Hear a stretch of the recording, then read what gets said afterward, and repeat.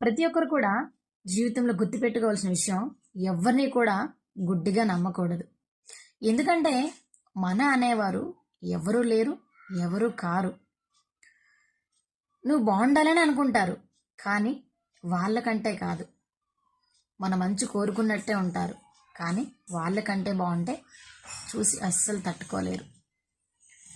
అది ఎవరైనా కూడా, మన ప్రాణ స్నేహితులే కానీ, మన చుట్టాలే కానీ, మన బంధువులే కానీ, మన అన్నదమ్ములే అవని, మన అక్క చెల్లెలు అవని, ఎవరైనా కూడా వాళ్ళకి మన మీద ఉండేది ప్రేమ కంటే కుళ్ళే ఎక్కువ. కుళ్ళు బాగుపడితే చూడలేరు, కుళ్ళుకుంటూ ఉంటారనమాట.